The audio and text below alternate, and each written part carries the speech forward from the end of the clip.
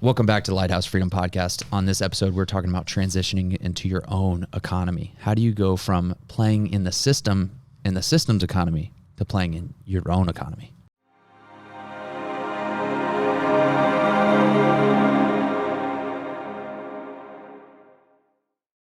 Cool, man. So what we really are talking about a lot about success and freedom and how to attain it for yourself, whatever that looks like, because there's no definition. We're not up here saying, hey, success is this amount of money in the bank and this amount on your asset column. Like, it's different for everybody. Yeah. But at the end of the day, you have got to transition out of the economy that's kind of the systems economy that goes up and down based on who's tweeting and who's buying what and those kinds of things, and who's invading who or potentially invading who. You got to transition out of that economy and get into your own, where you are controlling your income, right? And you are controlling how much money you make. You're controlling where your assets are, where your wealth is going, whether it's going up or down, And when you can get into your own economy, then the rest of the world becomes your oyster. The world, this is an amazing experience when you are in control of your time. Yeah. And we'll talk a little bit about that in the future about, protecting your time and how do you have to value your time more than money. And if you ever want to ultimately be in your own little economy and create that for yourself, first things first is you got to control that, right? Yeah. Yeah. So I'll ask a question on that note. So when we talk about controlling your own economy and transitioning out of what is the world's economy that's been created for us, right? And I think of it as like a box. And this is a challenging question, but it's one I want to get into. Yeah, so talking about transitioning out of what we feel is the economy that's created for us, and then establishing and creating your own economy, right? And so I think that a lot of the listeners and viewers know what that means in like broad strokes, but let's get granular on that. So let's talk about how someone would go into it and go about creating their own economy, their own financial economy, creating their own space, kind of living life on their own terms. You've done a good job of that. Before we got into this, we were talking about how we've taken time out of our day. I've got 2 companies that I'm currently running. You've got 4. There's a lot going on. There's a lot of plates spinning and all of this stuff. But the question is, how do you get there? And what's in my opinion, like what's important about creating that economy, creating revenues and verticals of income for yourself so that you can create the life that you want and create the time to create the life that you want. Yeah. Right. So what does that look like for you? Well, first things first, like you have to have an idea. You have to have something that you're jazzed up about to do. And I think the biggest misnomer that I hate the term side hustle, right? I think the biggest misnomer is that people think they have to like kind of leap out of their W-2 and like go into something crazy. You may be able to be, you just, first things first, like you have to figure out how to make more money, right? Because if you're in a situation where your pay is fixed and you're not on any sort of like incentive based, like that's a problem. Yeah. Right. So the first things first is you have to make more money. Sometimes it can be within the organization that you're currently at. So don't hear what we're saying and think like, all right, I got to be an entrepreneur tomorrow and you have to leave. Like, there may be a way to, if you're a freaking accountant at a firm and you're making $120K, right? There may be something you can do, right, to bring in extra clients to that firm. Maybe you have a referral program or something where now you can get a little bit of a commission, right? And you can make an extra grand on a referral or something where you can take that 120 and you can go from 120 to making 170. Now you can take that 50 and you can go do something with it. Yeah. Because it doesn't take money to make money. It takes courage to make money, but money multiplying is what's going to ultimately allow you to get into your own economy, is having your money work for you, whether it's working for you in your businesses or it's working for you in assets.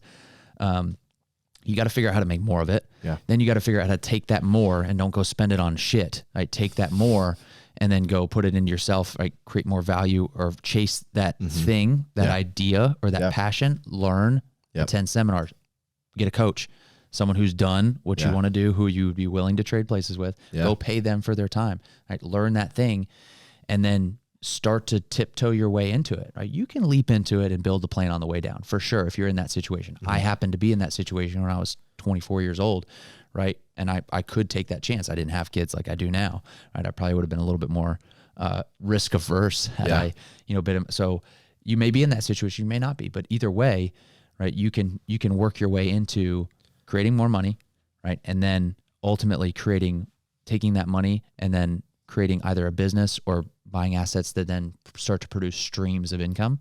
Mm-hmm. And then those streams, you just continue to do that. And then those streams, number one, increase, and they also expand, meaning you add more streams.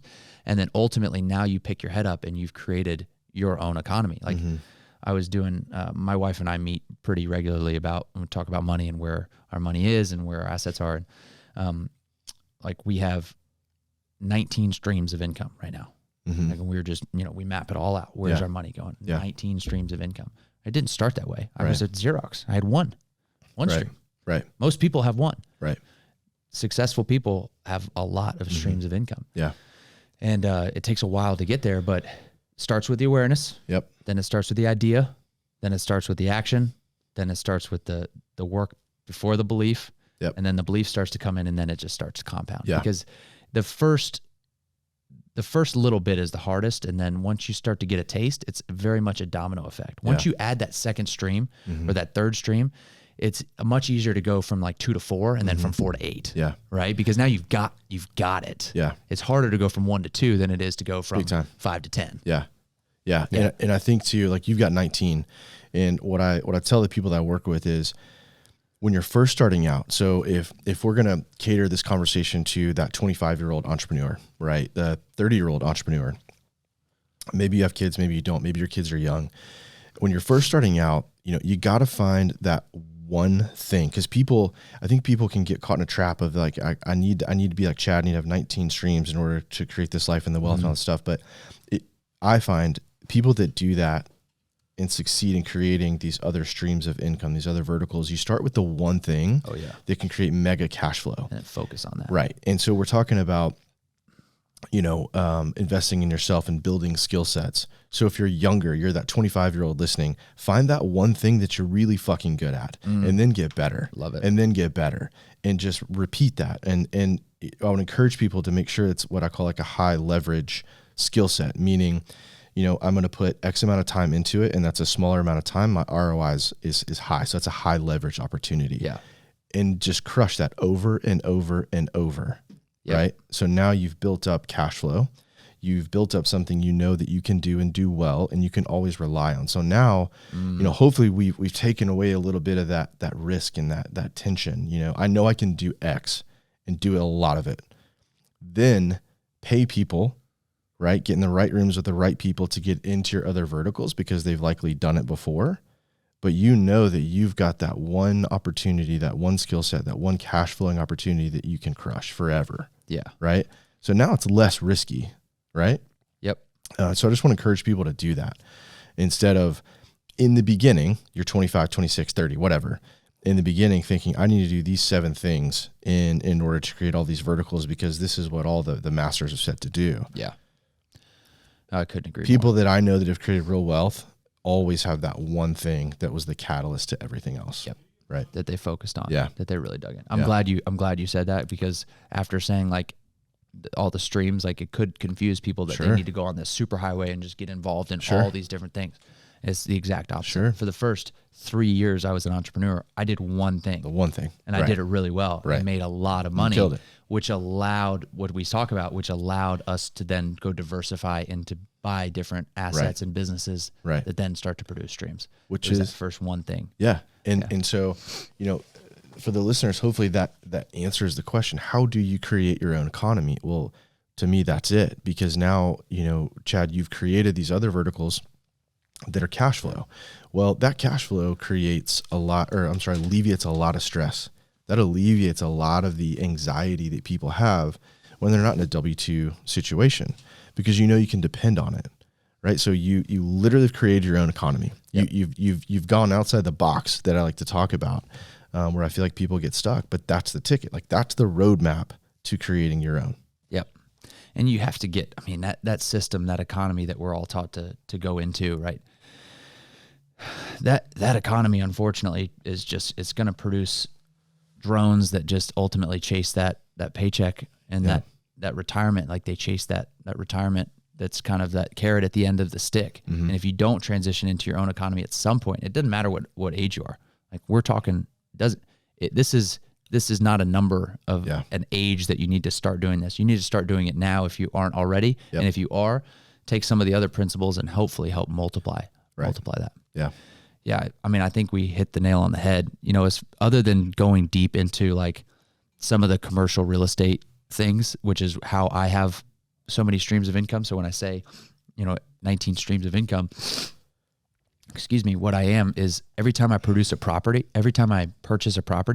that's a stream. Yeah. That's now a stream of income. That those residents, those tenants, they pay the expenses on the property, which pays down and also pays down the debt on the property. And then above that is the cash flow. And we split that with investors and ourselves. And so every new LLC that we purchase is a new stream of income. Yeah. And when you hear that many streams, and that's not a lot of streams. Like I know there's people that have hundreds and hundreds and hundreds of streams of income that are all just dripping right into this river. Yeah. And I read this book one time, and it was a parable about a gentleman, and he showed this guy of all these streams, and the streams ultimately all funneled into the same river. Mm-hmm. And that's what's really powerful is like once you get enough, then they start all flowing in to the same thing. Like, so all of my streams are pretty much under the same umbrella, right? Yeah. Of real estate. I have some other businesses, some other cash flowing businesses, but for the most part, 90% of my stuff is real estate, and that all flows into that one main river. Yeah. And then that river starts to get some serious momentum. Yeah. And then nothing can stand in the way of a river that's flowing fast and strong, right? Yeah. It's, you'll start with a little stream that's like a little creek, and it's kind of trickling a little bit. And that's how everybody starts. Right. Then you add another one. And what happens when those streams start to compound? Like that water starts really moving. Yeah. And water just hitting against anything nothing can stop you. Yeah.